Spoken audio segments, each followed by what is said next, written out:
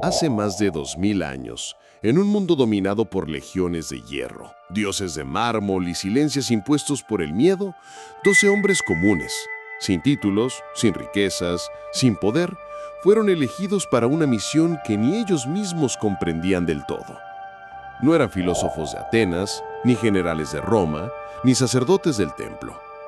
Eran pescadores con redes rotas, recaudadores odiados, campesinos sin tierra, y un traidor que cargó con el peso del mundo en sus hombros.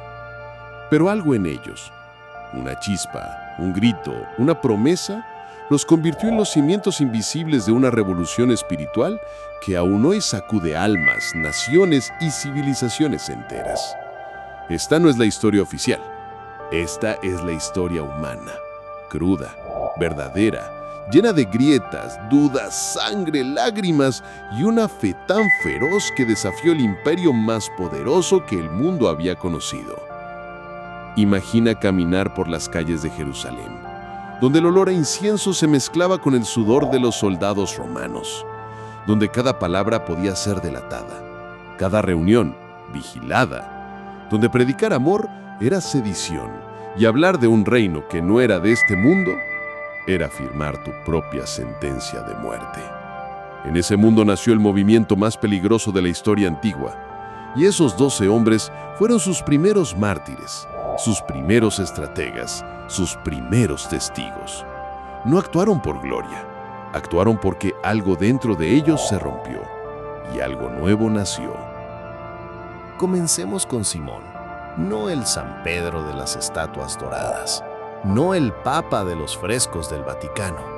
Hablamos de Simón, el pescador de Galilea, un hombre con manos agrietadas por las redes, con voz ronca de gritar órdenes en medio de la tormenta, impulsivo, leal hasta la locura, capaz de desenvainar una espada por instinto y de negar a su maestro 3 veces por miedo. Esa noche, bajo la luz de una fogata en el patio del sumo sacerdote, el gallo cantó, y con él se quebró el alma de Pedro. Pero ahí, en su más profunda humillación, nació el líder que el mundo necesitaba. Porque Pedro no se hundió en la culpa, se levantó, organizó comunidades secretas en las catacumbas de Roma, escribió cartas que aún hoy arden con urgencia. Sed sobrios, velad, vuestro adversario, el diablo, ronda como león rugiente. Y cuando Nerón lo condenó, no pidió clemencia, pidió ser crucificado cabeza abajo. No soy digno, dijo, de morir como él. Bajo la basílica que hoy lleva su nombre, en el corazón del Vaticano yace una tumba sencilla descubierta en 1968. No hay oro, no hay mármoles, solo huesos y un eco que aún resuena. Sobre esta piedra edificaré mi iglesia. Y luego está Juan, el discípulo amado. ¿Pero por qué amado? Quizás porque veía lo que otros no se atrevían a mirar. Mientras todos huían, él estuvo al pie de la cruz, recibió a la madre de su maestro como si fuera suya, y años después, exiliado en la isla de Patmos, tuvo visiones que aún hoy nos estremecen. Sellos que se rompen, bestias que emergen del mar, números que encierran destinos. El Apocalipsis no es solo un libro del fin del mundo, es un código cifrado de esperanza en medio de la persecución. En Éfeso, donde se cree que vivió hasta los 90 años, enseñó algo radical. Dios es amor, no un juez, no un guerrero, amor. Hoy, en las ruinas de su basílica en Turquía, los peregrinos aún susurran su nombre y se preguntan, ¿qué más vio Juan? ¿Qué secretos llevó a la tumba? Porque se dice que escribió un evangelio secreto, un evangelio que jamás se encontró. Santiago, hermano de Juan, era fuego puro. Junto con su hermano fueron llamados hijos del trueno, impetuosos, intensos, y el primero en morir. Una espada romana lo decapitó en Jerusalén apenas 14 años después de la crucifixión. Su muerte fue un mensaje del imperio. Así acabamos con los rebeldes. Pero su cuerpo, según la leyenda más antigua, fue llevado en barco, guiado por ángeles, dicen, hasta las costas de Galicia, en España. Ahí, en Compostela, nació el camino de peregrinación más grande de Europa. Millones de pies han caminado sobre sus huellas. ¿Fue casualidad? ¿Milagro? ¿O parte de un diseño que ni Santiago imaginó? Porque su muerte no apagó el fuego, lo propagó. Mateo, el traidor, el publicano, el hombre que cobraba impuestos para Roma, extorsionando a su propio pueblo, era el más odiado de todos, hasta que una voz lo llamó, «Sígueme», y lo hizo. Dejó las monedas, las listas, el poder sucio, y se convirtió en el escriba del reino. Su evangelio está tejido con profecías, números, genealogías, detalles que solo un ex recaudador entendería. Pero hay algo más. Se rumorea que Mateo guardó registros secretos, contratos del templo, cuentas de los sacerdotes, transacciones ocultas, textos que podrían haber revelado corrupciones que el poder no quería que salieran a la luz. ¿Fueron destruidos? ¿O aún esperan, enterrados bajo las arenas de Israel, listos para reescribir la historia? Tomás, el incrédulo, el que necesitó tocar las heridas para creer, pero no fue débil, fue valiente, porque cuando todos se quedaron en el Mediterráneo, él cruzó desiertos, montañas, océanos, hasta llegar a la India. Sí, la India. En Kerala aún hoy existen comunidades cristianas que trazan su fe directamente hasta él. Construyó iglesias de piedra y barro. Enseñó filosofías que mezclaban el mensaje de Galilea con la sabiduría del Ganges. Y murió, según la tradición, atravesado por lanzas en una colina que hoy se llama Monte de San Tomás. No fue un escéptico, fue un buscador, uno que necesitó certeza para luego entregarla al mundo entero. Su evangelio, descubierto en Nag Hammadi en 1945, no habla de milagros ni resurrecciones. Habla de frases secretas, de conocimiento oculto, de un Cristo que dice, «El reino está dentro de vosotros». ¿Qué más sabía Tomás que aún no hemos entendido? Y luego está Judas, el nombre que el mundo escupe, el traidor, el hombre de las 30 monedas. Pero, ¿y si su historia no es tan simple?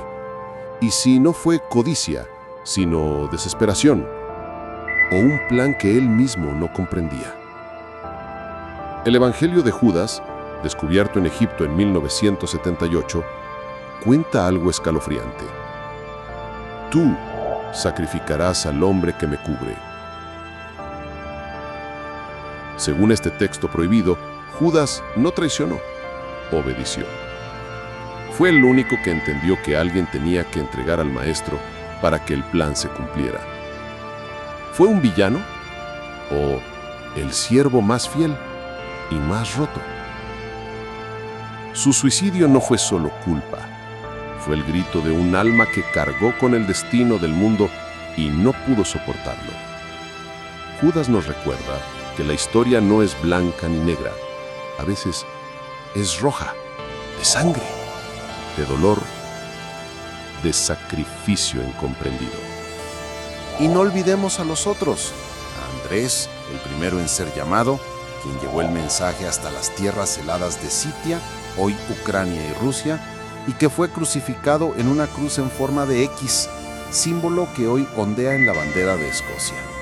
A Felipe, quien en Hierápolis desafió a los sacerdotes paganos y, según la leyenda, provocó un terremoto que hizo temblar sus templos de mármol. A Bartolomé, quizá el mismo Natanael, el israelita en quien no hay engaño, quien fue desollado vivo en Armenia y hoy es patrón de los curtidores, porque su piel fue arrancada como cuero. A Santiago el Menor, a Tadeo, a Simón el Celote, hombres cuyos nombres apenas recordamos, pero cuyos pasos sembraron semillas que florecieron en continentes enteros. Ellos guardaron secretos, secretos que aún hoy desafían a los historiadores. ¿Qué textos quemaron los romanos? ¿Qué cartas se perdieron en el mar Egeo? ¿Qué símbolos dejaron esculpidos en las paredes de las catacumbas?